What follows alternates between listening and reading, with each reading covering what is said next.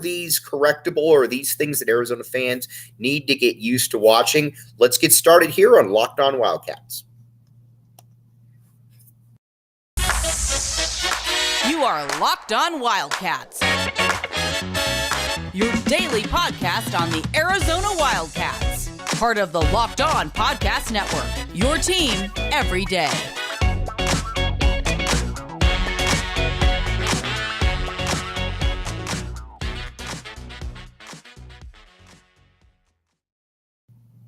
Thanks for keeping it Locked On Wildcats. I am your host, Mike Luke. All right, Arizona, Oregon basketball. Let's talk about it, because that's what everybody's talking about right now.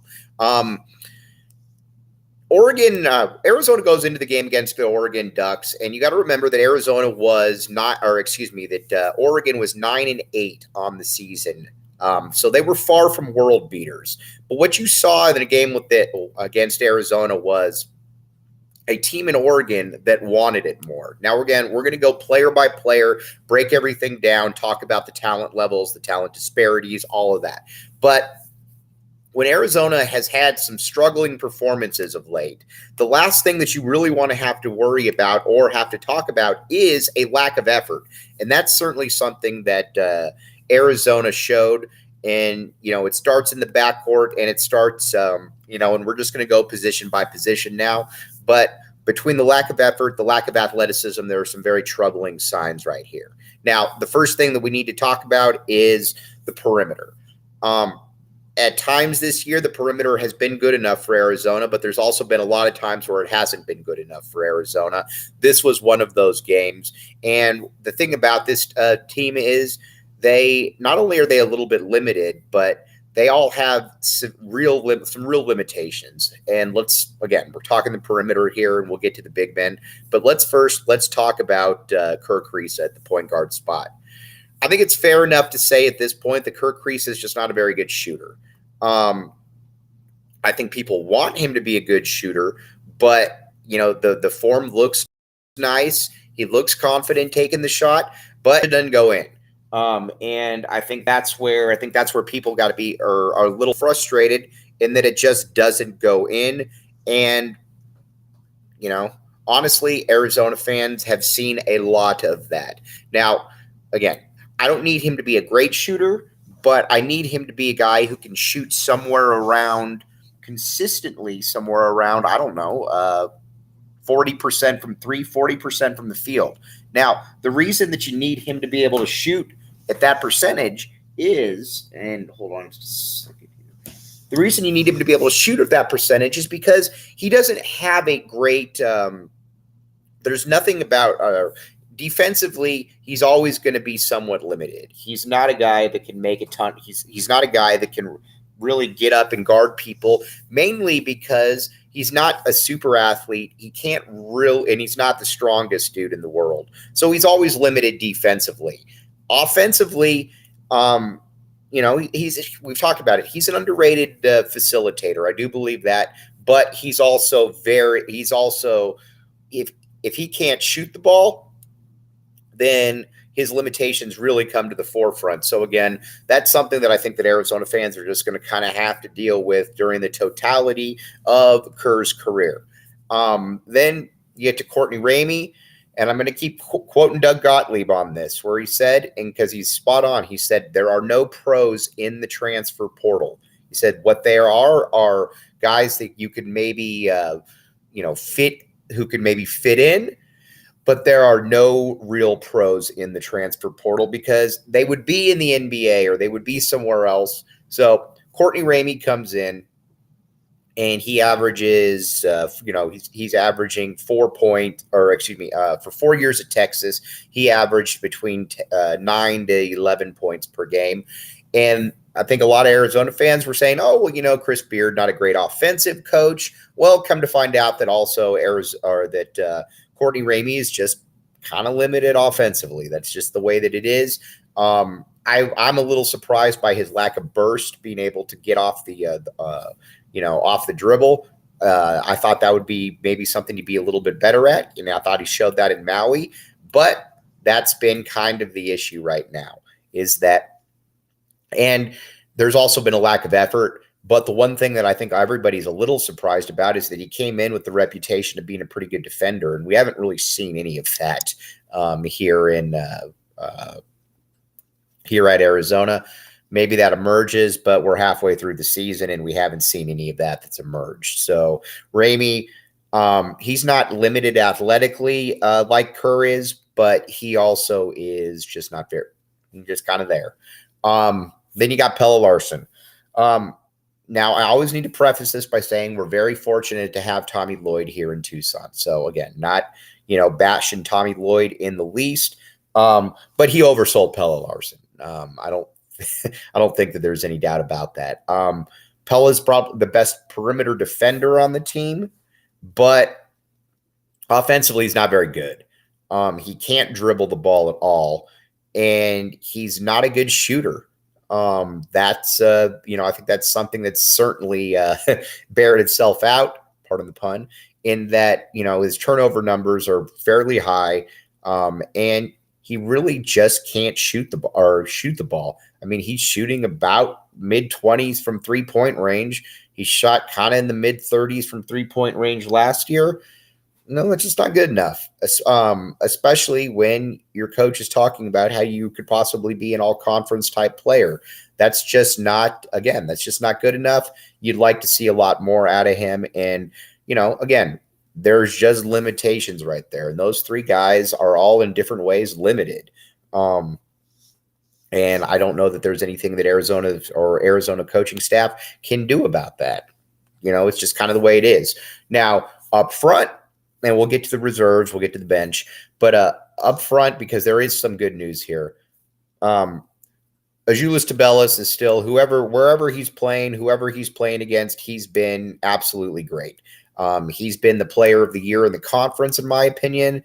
And not only has he been the player of the year in the conference, he's been a first-team All-American type.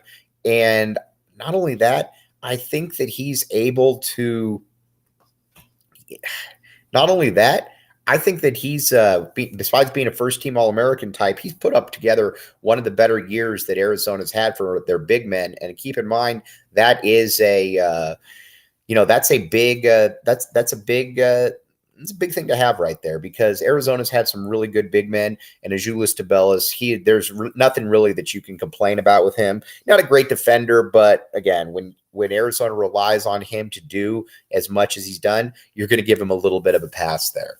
Oumar Ballo, again, he's been very good this season. The one thing, though, and this came out again against Oregon, is that he is limited in certain ways, and he's limited against length.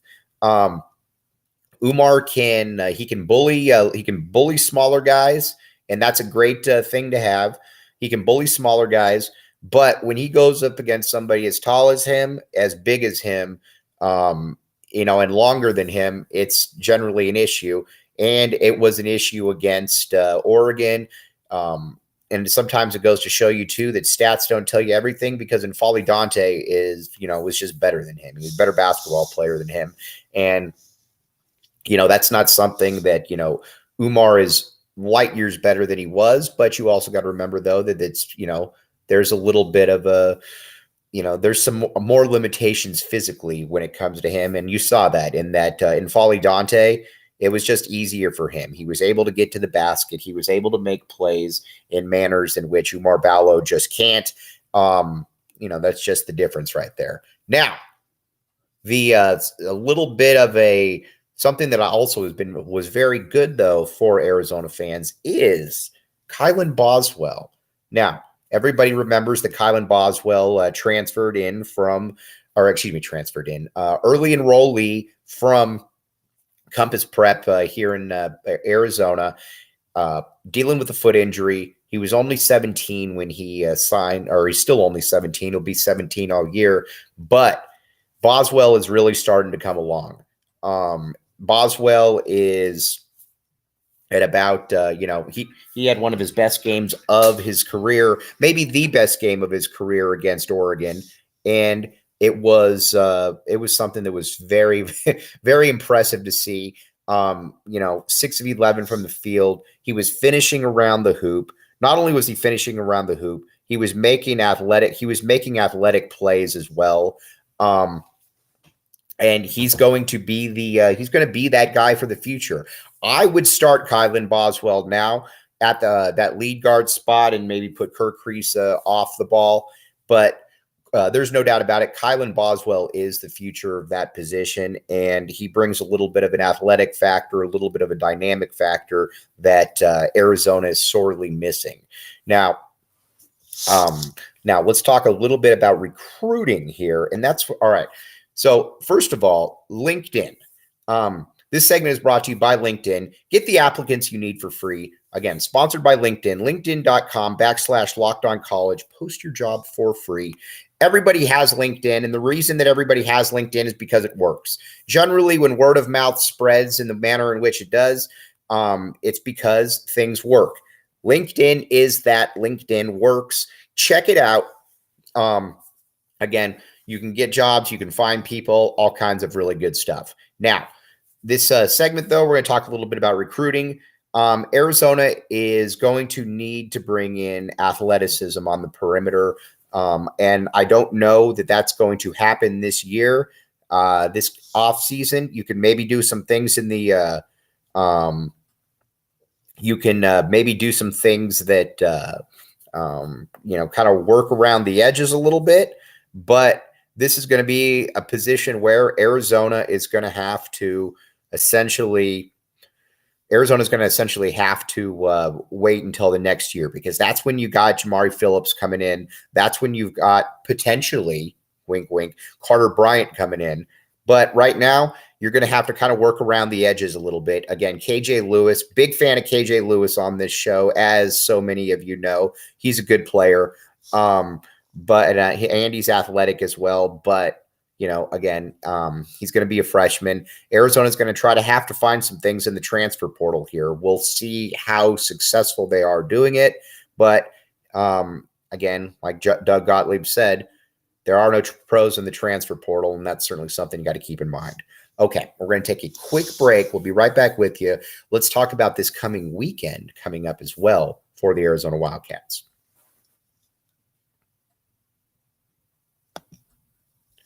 Thanks for keeping it locked on Wildcats. I'm your host, Mike Luke. All right, now the Oregon, after coming off that terrible performance against the Oregon Ducks, Arizona is back in play right here, and you got the LA schools coming to town. Now, the LA schools are going to be fascinating because, again, both of them are playing their best ball of the year. USC has gotten healthy, and you got to remember as well that UCLA is in the top 5 in the nation, right? Or going to be in the top 5 in the nation. I'm going to go out on record here and say that Arizona is going to beat both of these teams and everything's going to look good again. Mainly because you're going to be in McHale. I would hope that you'll have everybody's. I would hope that they'll have everybody's attention at that point. But let's talk about USC first. I like Andy Enfield, the head coach of USC. A lot of people don't like Andy Enfield. I think that they're generally looking for reasons not to like somebody, but he's a good player, or he's a good coach though. And they're long, they're athletic, but with Drew Peterson, he's one of the handful of best players in the conference. That's a guy that Arizona's going to have to keep an eye on, but I think Arizona should be able to win this game. Again, it's at home. These are the kind of games that you need to be able to take advantage of. And then some of the other guys that, and then you look ahead to UCLA a little bit as well. UCLA is, how do I put this? UCLA is, this is one of Mick Cronin's best teams, and they went into this season highly ranked for a reason. And the reason they went into the season hardly ranked, or the reason that they went into the season ranked, is that you've got Jaime Jaquez, you've got Tiger Campbell, you've got a bunch of different guys like that.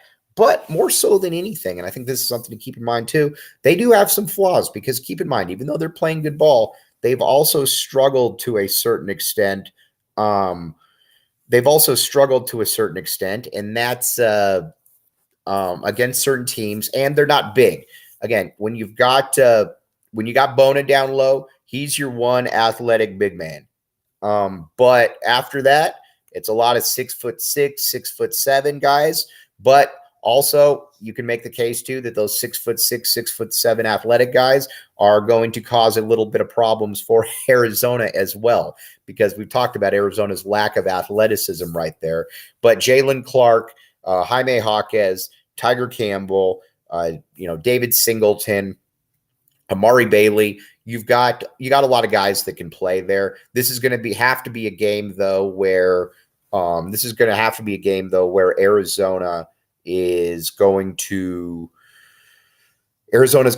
to, be able to beat them up down low, and we'll find out where they're at.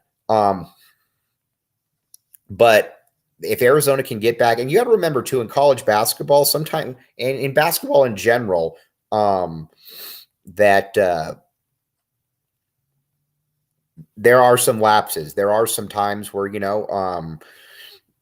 you just don't play very good. You just don't play very well for a while. And that's certainly something that's happened with Arizona. They're going to have every opportunity to get back on the winning side of it, though. It'll be interesting to see how that does play out. All right. Now, let's just say, though, that you're looking at it and you're saying to yourself, I'd like to be able to bet on Arizona UCLA. And you're thinking to yourself, where could I bet? All right. Well, I'm glad you asked, because here's where I can tell you where you can bet. BetOnline Sportsbook. The BetOnline Sportsbook is one of the most high-profile sportsbooks out there. And the reason that everybody is using it is because it's good and it works. It's easy. I can't tell you how many times people have told me, they're like, I like getting on the BetOnline Sportsbook because you can hop on there and you can find everything that you need. And it's easy, from odds, news, scores, you name it, they got it. So let's say that you want to bet on Arizona, you want to bet against Arizona, whatever the case may be, the BetOnline Sportsbook is where it is at. All right, let's take a quick break. We'll be right back with you. We're going to wrap this up, talk big picture about Arizona and some of the reserves.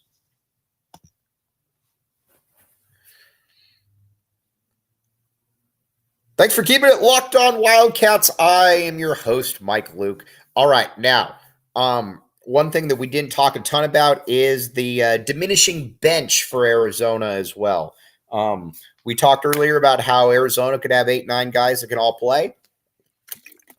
That number is rapidly dwindling.